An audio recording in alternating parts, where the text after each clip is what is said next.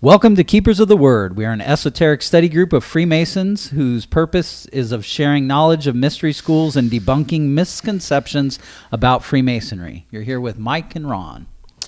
Disclaimer, any of the opinions expressed on Keepers of the Word do not reflect the opinions of other organizations, or Masonic lodges. So, brief history on today's topic. Ancient legend and lore maintain that Enoch had superior knowledge and visited heaven, where he learned about the nature of the universe, of the angels, and of God. Enoch wrote books of all he learned, and upon returning to earth, he shared his understandings with his family and friends until God took him, this time forever. After his ascension to heaven, Enoch was believed to have become so glorious that he was believed to be more God than angel. In other legends, and especially within the Kabbalah, Enoch, as Metatron, is the archangel charged with recording the deeds of all creation in the Book of Life. Metatron also is one of very few allowed to look upon the countenance of the divine, and presumably through this access knows all the secrets of the universe and acts as the mediator between God and his people. With us today to help enlighten everyone on the Book of Enoch is our guest speaker, James Bracero, who has done countless hours of research and study on banned books from the Bible and various other esoteric topics. James, give a brief description of your knowledge and who you are. My name is James Bracero. I'm a Freemason, a Blue Lodge, also of the York Rite. Brief history of my knowledge. I collect antiquarian and rare books, banned books, Pseudographa, Apocrypha, all the wonderful books that were taken out of the Bible. Okay. So, how long have you been studying Enoch and other biblical esoterics? Without trying to give away my age, about 22 years. Okay, that's a long. 22 years. He was a big pivotal person. I saw him in the Bible, and it was so small of a spot for him in the Bible for God to come down and take somebody. That must be pretty important.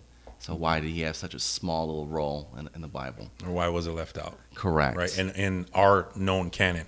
Correct, and that's what started my journey. Just a little spark. Why did he do that? He went and he accomplished what Adam failed at, and then there's nothing spoken about him. So it was pretty cool.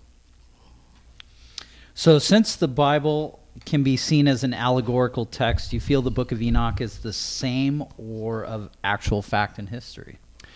So what he speaks about in the Bible, he speaks about measuring pathways of stars, planets, alignments, seasons, days, measure of time, measure of height, width.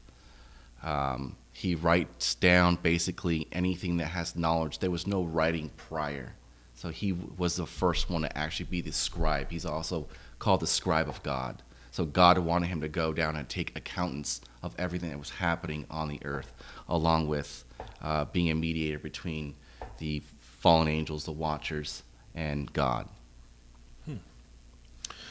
Do you think the use of psychedelics helped contribute to the writings and visions of Enoch, Moses, and other prophets of biblical times?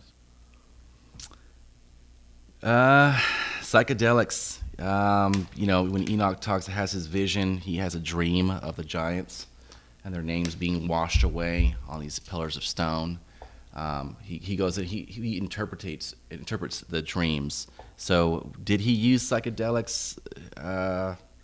I've never seen anything of him using psychedelics. His journey with Uriel, he could have been slipped something, but he's well aware in his journey. His journey took a long time from where Uriel got him, and his travel north.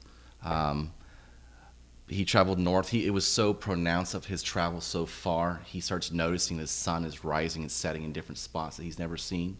And he asks Uriel, why is this moving? Why is it over here? Why are the stars someplace different? And Uriel has to tell him this is, a different place where we're moving so far.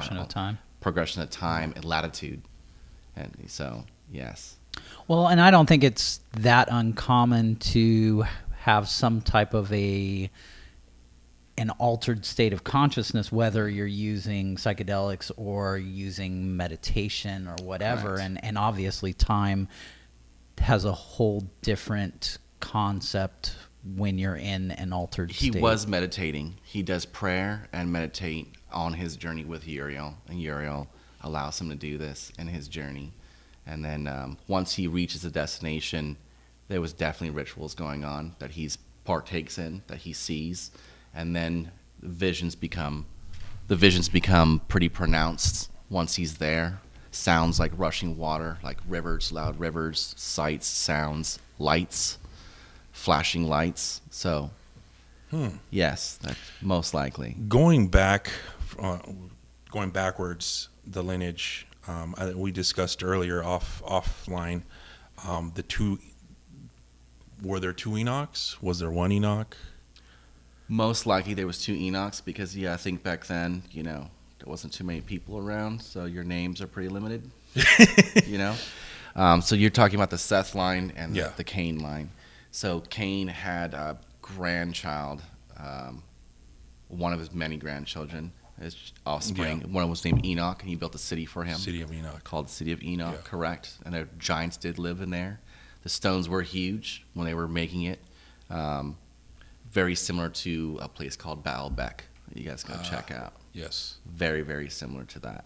And he dwelt there, built it, but never lived there. Cain never lived there. He had to leave. He cannot dwell in the land. Well, because talking about those giants, they had to eat a lot, They did. and they ate everything around them, and unfortunately, Out of the air. at some point, that got to where they were being. They started eating people. They started eating each other. It got bad. It got really bad. So Desolated land. if you kind of look at that same thing in Greek mythology, you're looking at the Titans versus the gods, and we all know that Kronos was eating his own children because Developed an appetite for them, yes. and it's kind of going off the same thing as these red-headed giants were doing things that shouldn't have happened, and they were the Nephilim. They were offspring of the Watchers, the ones who fell. Correct. There's many of them. So Right. You have the Rephiim. Over 200, right? Rephiim, specters, correct. There's many variations of them. Not all of them were killed in the flood, like he says. Right. They last all the way to King David. So, King David. correct. Okay. Do you want to continue on that? Or? Sure. So do you think the Great Flood was a necessary and much needed event to take place? So when you look at the flood stories from around the world, a lot of it was you have anywhere from a godlike figure talking about the noise that the humans created. They didn't like hearing the noise of us partying at nighttime with our campfires and our cities that we were building. We became noisy. In Egypt, you talk about the god kings imitating what the gods had done prior of the north and south of Egypt being too split and their unity together.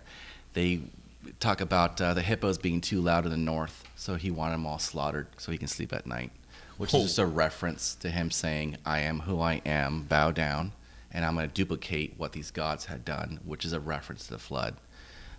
Hippos being in water and stuff like that. And obviously he could not hear them from southern Egypt, but he wanted them dead. But you have references to the flood. Basically, there was too many of them everywhere. You talk about them eating the land. The land became desolate barren because they ate fowl out of the sky, the animals of the field. And then when they were done with that, then they turned on the people that they actually lived with, so humans and giants, or the Nephilim or Watchers, actually lived together. So you have people where you had towns where females would give birth to these giants, and they would grow, and then they would say, we got to get rid of this because the town's feeding it, and eventually it's going to eat us. There's a lot of reference stuff like that. So. I know that Graham Hancock is really into the whole flood story thing, and that he has done a lot of research and has evidence to support that there was a flood that occurred between 12 and 14,000 years Mm-hmm. ago, and the Younger Dryas in Washington and like even the Horseshoe Mountains in Utah are signs that there was millions of gallons of water per Yes. second rushing across the United States and decimating everything in its path. So, aside from the fact that there are these lore and within almost every culture on Every Earth culture. about a great flood, Yes. there's evidence that something actually did happen. Yes. There's variations formed from either God urinating on the earth to make it overflow. You usually have a brother and a sister when you go to Mesoamerica or come over for the Indian legends. It's a brother and sister surviving on a piece of wood, floating, and then they restart the population of humanity. Or you go back to Noah, which a lot of people believe Noah was also a giant or half giant offspring. So when he was born, he lit up the room. His skin was white as snow. His hair was wool. The room lit up with light. So basically, they were all afraid. All the wet nurses were afraid. And when his father came in, he said, "This isn't my son." So his father says, "Go ask your great-grandfather, Enoch, what to do in this time. What is this? He'll know what to do with this because he deals with the Watchers and or giants and stuff like that, the offspring." And so Enoch was of that lineage, or knew of the. He or already was knew of familiar this. Was with. after the flood. This was before the flood, but after the fallen Watchers and stuff like that, Mount Okay. Hebron stuff. Correct. Going back to the two different Enochs, we're going into the line of Cain and the line of Seth, right? Correct. So the Enoch on the line of Seth was seventh from Adam. He was the first. He was The first Enoch. Enoch. Correct. Yeah, so that's seventh from Adam, though, right? Correct. But the line of Cain, that, again, we don't know much over here because if they were left out. There was a lot of information. You really have to dig for this. I actually went and did the lineage of both, and I have them. Can you talk about the one that we don't know about, the lineage of Cain? So you have Cain. His line basically were artificers. Basically, they created brass, cymbals, music. They used gears. They used machines. They built machines that would go in a field. They built water dams. Some of the water dams, I believe they're in Iran. They believe Cain built them. They're so old. They're still there actually working and functioning. Wow. They're really beyond their time when you go look at it. And they're all self-sufficient. They don't need to be maintenance or anything. Interesting, right? To build something like that at that time. Yeah, Yes. I've heard the stories of that lineage that they just had massive amounts of technological advance, and also I've heard some people talk about the fact that there was a schism within our history where we were an advanced psychic, had advanced psychic abilities, and then became advanced technologically, and that's kind of the way we've gone with the path, and we've lost the path. That would talk this. more of the Seth line being more spiritual, more psychic, Yeah. spiritual. They were more in tune with things. Vegan. They were Correct. They They didn't eat ate meat, different. They ate different. They were more of a pure did not body. have concepts. Things that we refer to as magic now was just their Normal, psychic, yeah. their spirituality, their Something psychic like that, abilities. yes. What we're trying to get back to now, unfortunately, we don't have. We lost that knowledge. So that was which line? Correct. That was The Seth line was the one that stayed up on the mountain, and then What mountain? Mountain. That would be the mountain where the Cave of Treasures was at. So And where's the Cave of Treasures? Cave of Treasures, that's it's hidden. So I can't tell you. Adam The is still buried $100,000 there. He's question, buried there right? with myrrh, gold, and incense. So yeah, they covered his whole body, and he's sitting in that Cave of Treasures. The Cave of Treasures is the place that they went to after being kicked out of the Garden of Eden. God didn't just abandon him; He had His angels set up an apartment basically for him to be protected by others that were out and about. The others Correct. being the fallen offspring- Watchers the offspring already. of Lilith. Yes. They were already out and about. Yeah, they were already out and Correct. about, and- So you have to keep in mind when Adam and Eve before they even got kicked out, a lot of stuff was already going on. You had the two falls already happened. The first fall through through pride, which was Lucifer, where he said no to God. He said, I don't think that's right. A third of the angels followed him. So it was myriad upon myriad of angels fell and followed his tail, is what they said. And then you have the second fall, which is through lust, which was the Watchers. You had Shemyaza, who basically saw it was really good idea to go hang out with the daughters of man. So it says the sons of God looked down upon the daughters of man and saw all of them were fair and chose upon them as many wives as they wanted.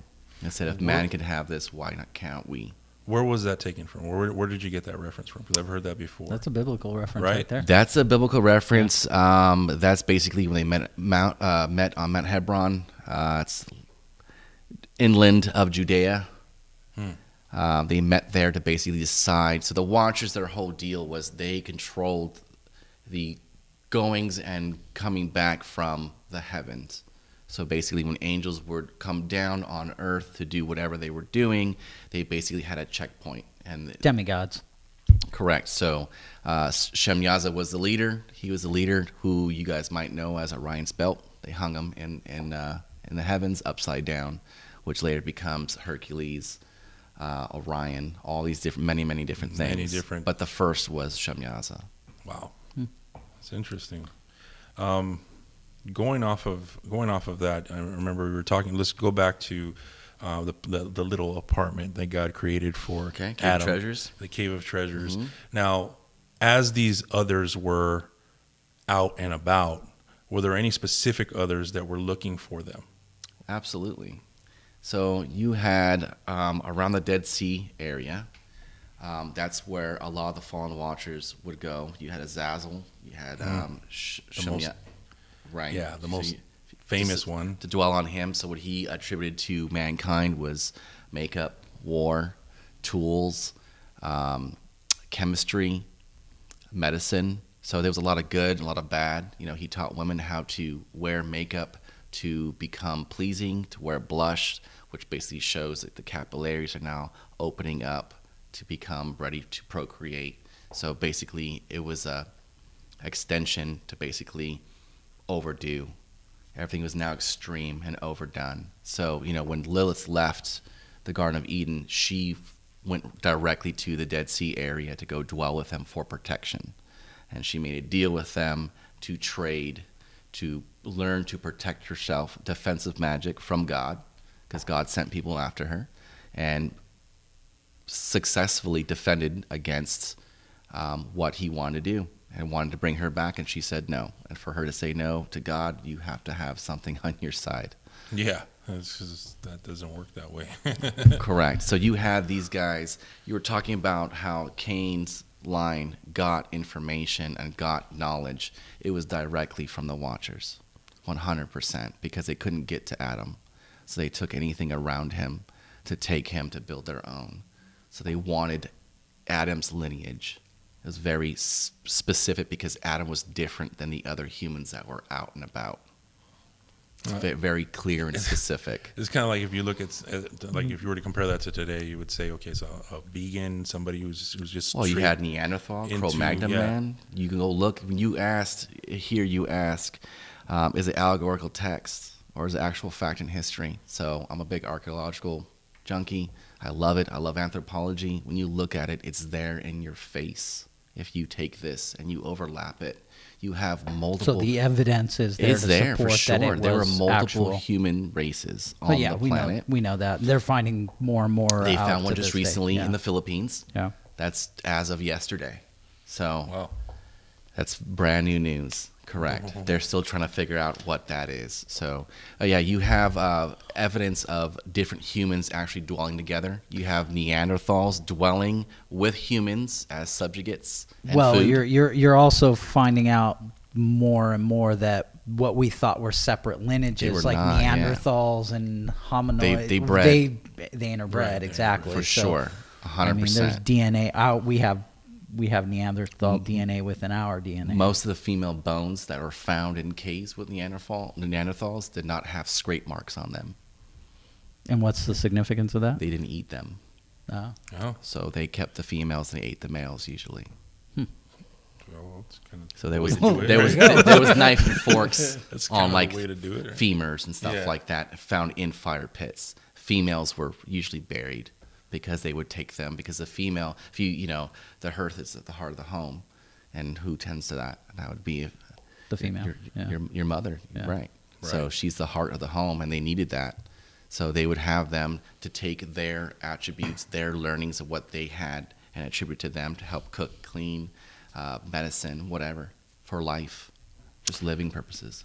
Now, moving on to the Ascension and his many visits to heaven. Yes. Can we talk about the first visit, like when he was first in heaven, where he first the ascended? first visit would be the journey with Uriel, which The took journey with a Uriel, very long yeah. time. He took him north. You can follow. There's many books out there, great books, which we've spoken about, that go into more detail about where he went and how you can discern where he went. I know if I can touch real quick Please. before you go any deeper into that. I read Robert Lomas and Christopher This is the only book I'm Yeah. referring to. Uriel's Machine. Correct. Uriel's Machine, and I guess the long story short of that was that it was a way for rebuilding after the flood. Correct. Is their long story short of that is a clock. that it was a time. It was It's a clock. It 100% was a a clock. calendar. It's a calendar clock Yeah. that you can put anywhere in the world to discern what time it was, what year it was, season. when it was safe to come out, when to plant, when to sow, Yeah. when to do those things. When you get into the flood stories, the major thing that now becomes esoteric that is hidden was when to hide, when to come out. And how do we rebuild? Right. Well, the main thing was when to hide, when to come out, or you just die because Yeah. there was no life on the planet Yeah. at this time. Fires burning across. When you read in every religious text or just mythology that I've gone through, which is quite a lot, you have a lot of people going underground. When you read Mesoamerica, Caves. Southwest, Lots of talk of caves. It's amazing. They live with the ant people.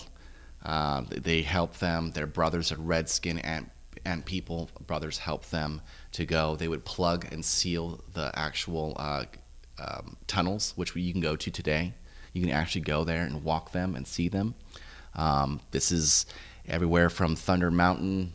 You have Pyramid Lake, which is California. You have Oh, everywhere. really? There's stuff at Pyramid Lake? Well, I didn't know that. if some of them are collapsed in, they're mines, they're old mines. They don't recommend you to go into. Right. A lot of them are collapsed. Funny is that a lot of them are underneath Air Force bases now. Interesting. You know, All right, so sorry, I didn't mean to pull you off topic No there. worries. So back to the first. the first. So trip. Uriel. So Uriel took him. You can tell. Uriel is kind of on a time constraint. He wants to get him there. He wants to teach him. He says, "I'm going to take you and teach you these things. So when I bring you back, you can spread the word of what is going to happen." So you talk about the flood stories. The time between Enoch and Noah is a vast amount of time that took place. So this did not happen overnight. From when the giants bring it to his attention about this dream, and he interprets the dream, and then the point where he goes to God, he becomes an intermediary between God and the Watchers, because there's now no more communication between the two factions, and he has Enoch go between. This is what gives people the idea that Enoch was either a giant or half giant, because he's going in between freely. He walks into places that a normal human would be a snack, and he walks in and they greet him, and he knows how to interact with them and to hold tongue with them, basically, without being offended, without offending other people or other beings that are there. So on both worlds, you see the way he speaks with the giants is a little bit different when he goes to heaven to speak with God The or Uriel. angels. Correct. The first time he goes there, he cannot speak with God. So he has other angels, Uriel. says that he vibrates. He prostrated himself on the floor because he was so afraid. The ground shook. He threw his body on the ground. He hit his head. He was in fear, which most people do when they come across God. Well, And so what do you think I'm sorry. No, what do you think that was? yeah, according to that. The first time he goes to speak with God, and God wants him. He gets tired of going back and forth because it's like having a translator.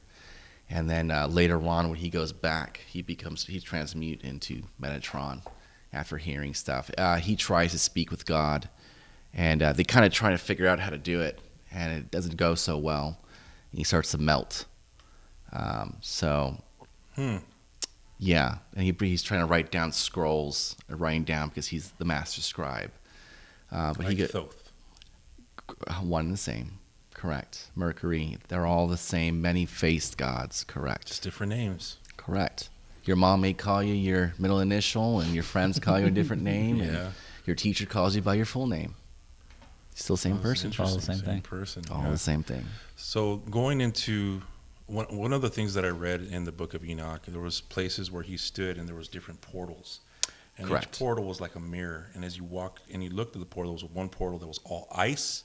And then there was another portal that there was fire. And then there was another portal that led you into a whole other realm. Correct. Now, I didn't really understand the significance of that portion, but that's kind of interdimensional travel, basically, and going into different worlds or Different levels. different levels. Correct. Or if you were to think about But they were Asgard, vastly if you were different. thinking about Correct. going into that, it was like Nephilim and Jotunheim and all that Yes. stuff. So it's kind of almost the same thing, just told in a different way. That's what I kind of got. Correct. Imagine if you were taken to NASA, and NASA's giving you a tour of things you have no concept of whatsoever. And then you come back here and you're trying to speak to us in layman terms about what it is. And you would try to best describe and to relate to what those things are to what you already know. Like when he describes the walls are white, they glimmer. I hear rushing water, like it's a large river. It's pounding in my ears. Something is happening. And he's describing as best he can. A river, I know what a river is. And then he learns what snow is for the first time. He doesn't know what snow is. Uriel has to tell him what snow is.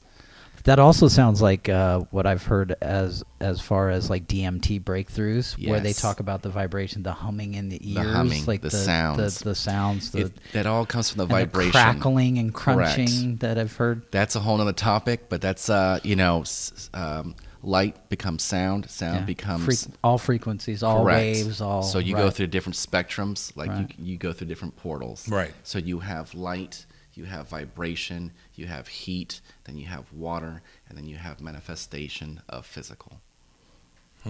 H.P. Blavatsky. Yeah. So Metatron, you were talking about. Metatron. Let's go Metatron. that So way. when he comes back, he goes back and forth, to and fro, to go speak with the giants. They try to work out a deal, and really no deals had. There's a lot of backdoor brokering. People trying to save themselves. So God says, I'm going to wipe them all out. He's angry. Worship me first. I'm a jealous God. And what they did was pretty bad. So I'm done. I'm going to wipe them off. I want to get rid of them. Start over. I want to start over, including everything, everybody, every human that was with them. I don't want no memory of them being retained. So what ends up happening, Enoch's trying to say, hey, I know some of these guys. These guys aren't that bad. Their fathers did this, but they didn't do it. Do you want to kill them too? And there's this back and forth where he goes and he's like, but what about them? Them too? What about him? He didn't do anything. You know him. He didn't do anything. And he's like, all of them. So, when the flood comes, it takes a while for this flood to happen. Now, there's different stories on how this flood happens. There's an ice shelf that's going to fall off that's the size of a continent. It's going to raise the sea level, which seems probability of that seems okay. That seems like that can happen. Yeah. You have a story of in the Nile at the delta itself. The delta itself is a machine. I don't know if you guys ever seen about that. There's actual huge things underneath the delta that rise and ebbs the flow of the tides that actually do the flooding. So when the flooding actually happens, it gives all the soil, all the richness of the River Nile, and gives life. That's like clockwork when that happens. And at the Nile, there's a bunch of things at the bottom that look like tunnels that have been carved out. So it actually looks like the ground's been carved to create a artificial delta for irrigation, basically. And that, Like the Panama Canal or correct, something like it's called that. the navel of the world. I want to be a little more specific. So the unraveling of this navel would allow a ton of water to now, from the inside of the earth, to flow on top of on top of the surface, which is another spot where this comes from. And who's to say that things weren't happening simultaneously? I mean, when you talk about, if you Correct. talk about a giant rock that smashed into the earth and created floods, and Or an one ice is another shelf, planet or- coming through, which now pulls more. So now you have our moon, which does the ebb and flow of tidal waves, tides, and stuff like that, low tide, high tide. But if you had another big body that was coming through, it's going to mess things up quite a bit. Yeah. It's going to move some tectonic plates. It's going to move a bunch of things. So you're going to have multiple things happening around the world. So, which is evident because you have some cataclysmic event that happened, took place, and all these people from around the world all had a viewpoint. You were either in it, you were either 100 miles away from it, you saw it, or now you have all these people who fled now coming to Right. your land with these stories. Oh Now my you're gosh, this is surviving. what happened over here. survival mode. You have stories of people who could not travel in certain directions anymore because it was decimated in this area. You had whole cities that disappeared where the mud was so high it was 60 feet above the city. So now you have farmers now going and making new cities here and planting and cultivating on top of old cities, which there's evidence of this happening. Absolutely, yeah. I mean, look at Easter Island. You look at the what is it in Indonesia? There's a pyramid or a ziggurat that is covered in mud. There was also Göbekli Tepe is Correct. completely buried, whether it was intentional or accidental. Correct. Well, there's also, when you go to archaeology, there's a clean, defined line where there is water and silt. I mean, you can literally, you have the famous picture of like 100 million years, and you see all these different lines. Right. And there's one that's fire, there's one that's water. When Right. you talk about the Apocrypha, they say, you know, I did you in first time with water. The second time, I'm going to hit you with fire. Yeah. You know, that's the Revelations. So, Yeah, you see that in the lines. Which absolutely, I mean, if you're talking about a nuclear winter and a massive explosion, things are going to burn wild. And I mean, They specifically talk about there, that. there is historical evidence that the North America freaking was Done. massive, Yes. decimated by fire. They talk about the seven sisters that flew around the sun. This were it was one sister that broke into seven in the sky, and they hung in the sky burning. These are obviously meteorites or a comet or something that's just Nuclear. shattered. And then they Who had to go knows? underground, and then they would send people up every once in a while. Sometimes they didn't come back. And the other stories where there was snow everywhere that would melt into soot. So it's most likely ash. Nuclear winter. It was Correct. ash. And going back to Metatron. going back to Metatron, or going back to his ascension, how did that conversation, or how did that end up? Obviously, there was a flood. He said, "I want to get rid of him," but he wasn't fully successful. No, there's plenty of evidence all the way to past Genesis. You have David. You have Goliath, and he had two brothers. Goliath. He had brothers. When they went to go kill his brother, they told him, "We killed your brother, and we're here to kill you." He says, "Good. I'm glad he's dead. I didn't like him. I just want to be here with my sheep. Leave me alone. I don't want no quarrel with you. I've been here this whole time. I've been living in this valley, tending to my sheep." And they went there and they devised these instruments of death to actually defeat him. So he's a huge giant. They developed these huge poles so they would pin him down and they would stab him and put the pole into the ground as they were all around him to stop him from moving. And then they collared him and they brought him down to his knees. And he says, "Why are you doing this? I would have killed my brother. I don't like him. I don't like Goliath. He's a show off." You know? And this Rephaim was just hanging out in a certain valley. Wow. But they were so afraid of retribution from the other giants. They actually went around before they wanted to make him king. So they were campaigning at that time. Look, we got the ball rolling. You just killed Goliath. Everybody knows your name now. You should make a bid for king. So this is where you have that big battle between him and Saul going back and forth. The man of Saul. Saul the man. Talking about psychedelics. That's how he was made. Right to the forehead. Yeah. It's interesting when you start talking about the giants, and there's a lot of evidence out there regarding things that were built that there's just no way we could have done. A whole nother show, my friend. So if you look at these spheres in Costa Rica, yes, big old, right, and they also had some, I believe, in Turkey. Some. Or I could be wrong, but they were somewhere in the Olmecs. Somewhere in that area.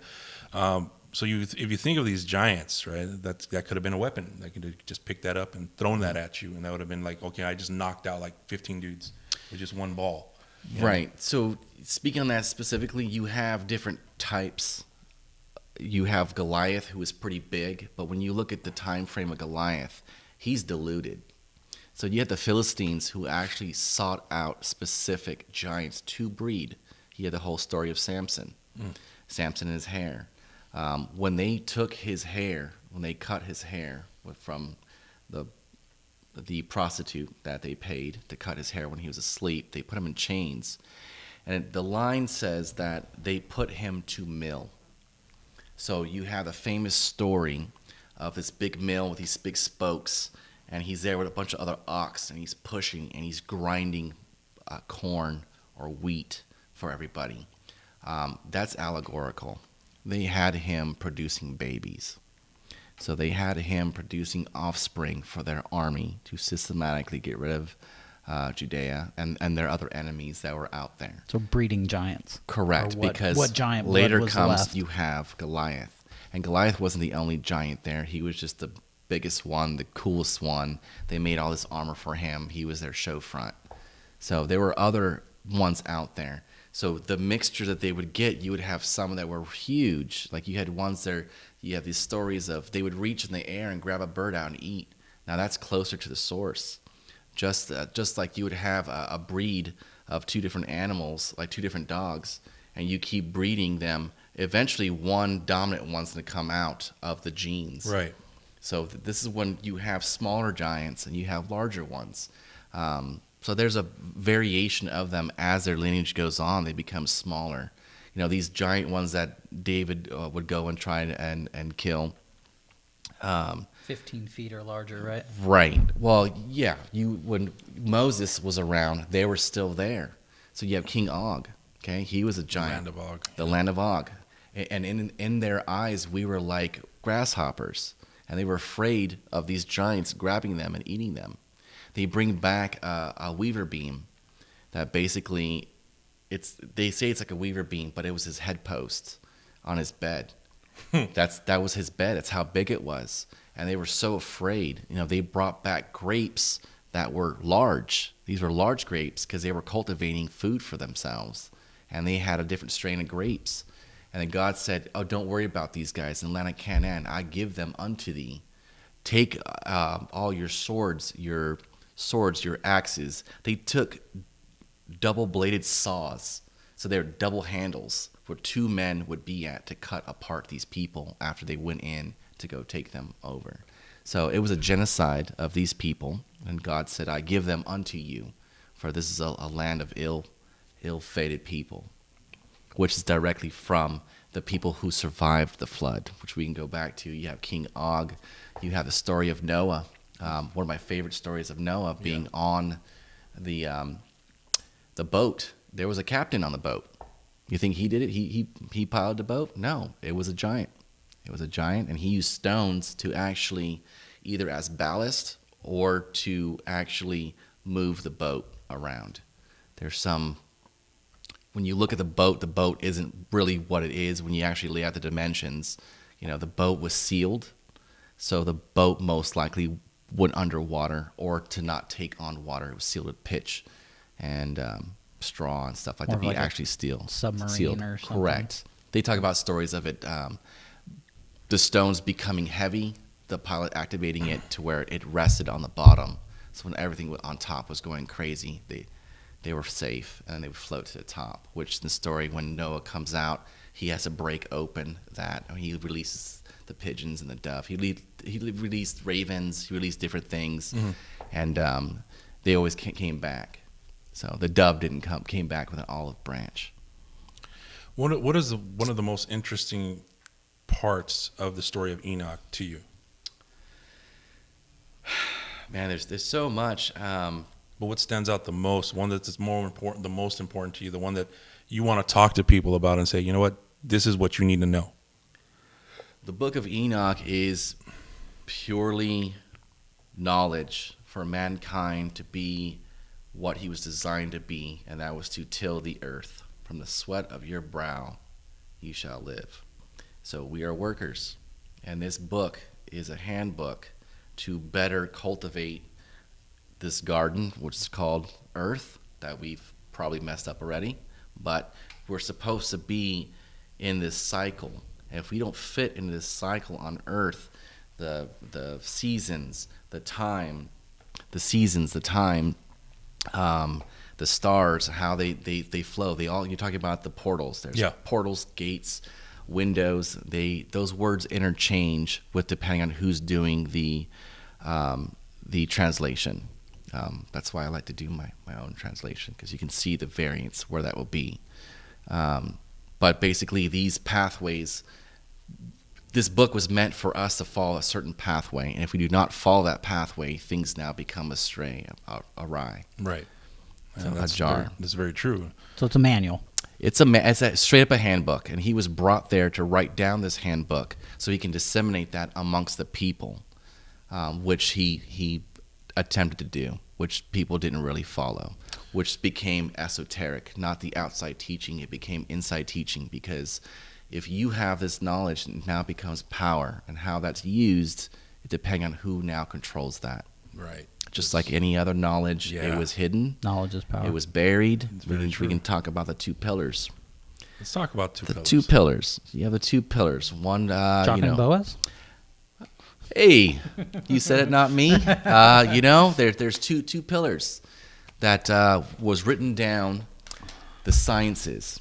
So you had one that was made out of stone, that was heavy, that fire would not burn, and another one that was porous, that was really light and would float. And these were made to survive the two things that, the two major destructions on the earth was water and fire. So, these... And they both contain the same things. Correct. Inside of them, They right? say that they were history. hollow. They were scribed on the outside with sciences, words of wisdom, how to live, and they were huge, and they didn't know where they were going to go. They were lost. So after the flood, you had Noah, who landed with his sons, and they started to go out and take over. One went to Canaan, one went to all these different, Shep, Ham, and Japheth. They kind of all went out their own ways. But there were other people who survived. It wasn't just them. They took their wives and their children, and they had animals 2 by 2. The famous story goes how that was. It's a little, not all the animals could fit on an ark of that size. Maybe DNA storage. Correct. So there were other people already out there, and Noah talks about them. He knows who they are. You have Nimrod, who was out there. He was really the first person to gather people and to organize after the flood, which is basically they were up on a mountaintop. They saw a lot of stuff that happened. Their cities that were down below were now full of mud, like we talked about, and buried. So what he did, he was the first one to organize and to go for things. It was a grab, basically a free-for-all grab, and he already knew where it was at. He had special craftsmen that could dig and build. Well, and if you think about someone who's willing to grab and take that knowledge, the people that have the knowledge and have the skills to be able to do stuff are definitely going to be powerful, because Correct. if you think about any massive event that would occur, like even something that happened today, if we had something that decimated the majority of our population, people that are left are primarily going to be survivors. Correct. Not necessarily smart people, not necessarily people that have the knowledge that can advance science and industry and building. They're the guys that are living out in the wilderness, and they know how to survive. They're the mountain men. It's 50% the people who have the know how to survive, and the 50% who are just survived. Luck. Who had to Got be lucky. in the right spot. Right place, right time. Correct. Lucky Right. for you. Now, when you have that in any type of an apocryphal event, you have a time of absence afterwards where you have amnesia. A vacuum. Correct. That is what the biggest fear is that they talk about, to prepare, to go and hide, and to preserve. They all talk about this, to preserve. So you have, writing wasn't written down as widespread. That's why you have from mouth to ear, from father to son. And it was so important to have mealtime, to have that family to go. Circle time around the fire or whatever. Correct. To sit there and have these stories that are spoken of as children, to retain it. So much information from the top of your head. To keep your Correct. history. So you had Nimrod, who went and was actively looking for these things. Imagine after this world amnesia, or a huge population amnesia, you now just reset time. You now reset laws. You reset agriculture. When can we plant? Now you have food. Right. Everybody is now going to look to you to be the savior. So, which he is called a savior. He built big cities with walls to keep things out, to keep people safe. You get down to, our old pagan rituals that turn into new rituals that we do every year. Christmas, Easter. You have all these. These are Esther. These are all old people. You have So stuff that we can like this. identify the seasons and know when to plant, and when Again, husbandry, and when to be It's able to only for perpetuate. that. Correct. It's only for that. And when you lose that, you lose the keys of civilization, and we're going to revert back into cave-dwelling people. Right. And you're going to smash the head of your neighbor because he's going to try and take the only food that you have. Right. So, so he finds this. He finds one of the pillars, I believe, and it has sciences on there. And he just, everybody else is coming out of the woodworks as like tent dwellers, and he comes out, bam, I have a city, I have carts, I have stuff, I have everything, I'm up and running. So he becomes the major player. And, you hear Noah talk about him being over there, and he wants to be separate and be spiritual and holy because he still communes with God. The first thing that Noah does when he comes out of the ark is that he basically sets up shop, and he barbecues for God. He sets up the sweet smell of incense and meat and sacrifice. And your sacrifice was your choicest animal, the best animal you have. This is my best animal. This is the one I would want to eat. I am now going to sacrifice to give this up to God. And it says, and God smelled, and he smelled the sweet aroma of sacrifice. And he knew where to go and speak to Noah now. And Noah was in his tent. And the second thing Noah did was he got drunk. That's the second thing that he does. He drinks spirit, and he becomes drunken. And in his drunkenness, he is inside of his tent. Just like you and I, when we get drunk, we get a little hot. Yeah. And he was naked in his tent. And his son went to go wake him up. Nobody wanted to go wake him up. Because he's naked. They knew, that's a man in his castle. is naked. Don't they go tried mess with waking him. him up and shaking the tent and trying to get him out. And he's the out. three brothers are like, you go in there. No, you go in there. You're the oldest. And they kind of argue. And then one goes in there, and Noah is drunk. He's angry. You see me in my nakedness. What are you doing in my tent? And he curses him. And that happens to be the land of Canaan. So, everything is connected. So when you have these stories that are, 1,000 years later, when you go and you read it within context, you can get a better understanding of the story and why these things are happening. So you have Noah cursing his son, and that goes in the land of Canaan and why they're cursed and that. But what's funny is who dwelt in the land of Canaan was giants, correct? Giants. And what did? But yet his son goes and has that land. Yeah. So they are still dwelling with giants because it was hand in hand. They're still around. Correct. Oh yes, yes. We have attributes that we have as human beings. Whether it's our tail that some people are still born with, our 6 finger. You ever wonder why we have 12 months in a year? We had 12 digits. Correct. That's weird.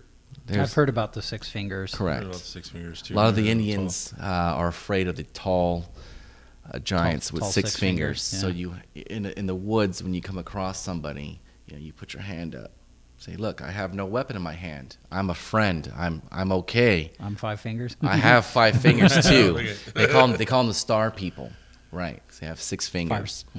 Yeah, they tend to be cannibals as well. So that's why they were so specific on show me your hand. If you don't show me your hand, I'm going to shoot a bunch of arrows at you and run.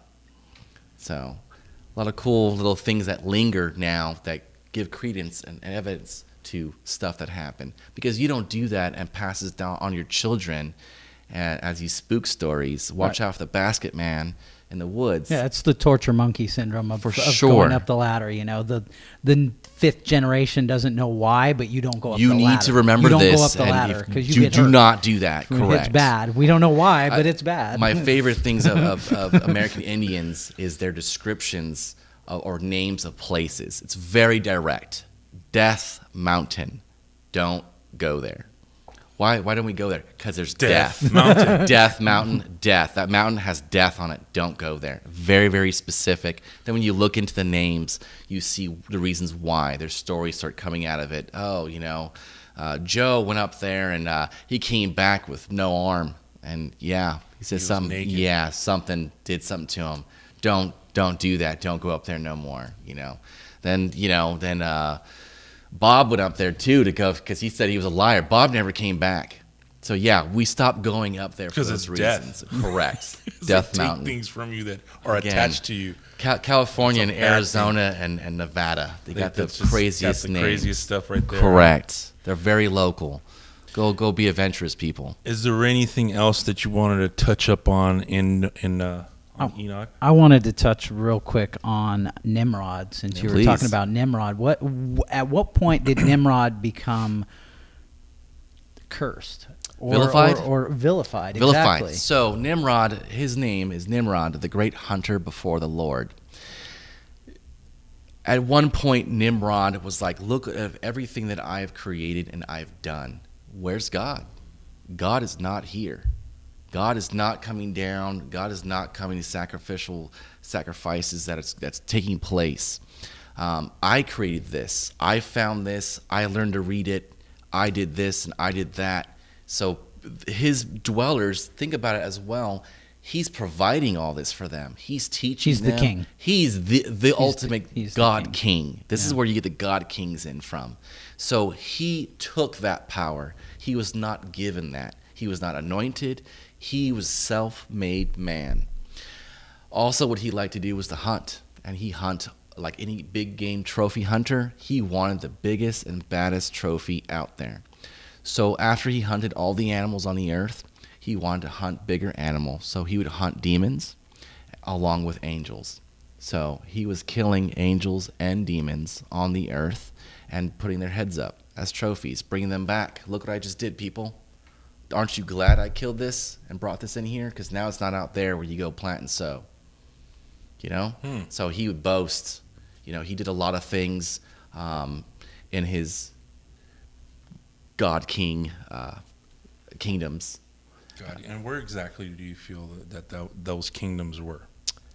Canaan. You had a lot of, like Persia, right? Around that area. You had a lot in that area. Where Noah landed, he was kind of near him. You have instances where his sons come back. Oh, I found people. I found this and that. And Noah flips out. Stay away from them. Stay away. God wanted to wipe them off the earth and restart with us.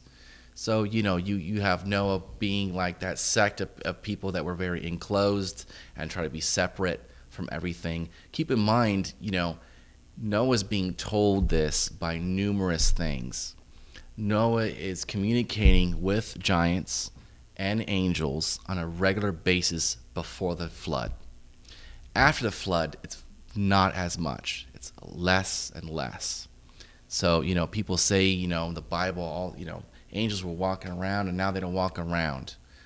For some reason, it becomes less and less and less. Whether, that line is now being diluted. These people don't have these angelic stances no more, whatever they had. You talk about psychic abilities, magic abilities, natural abilities, natural just ideas that they had and stuff like that. But, the land that they were in, he definitely spread. He wanted to go out and conquer, and I want to be the first one to go help these people because now they're going to help me.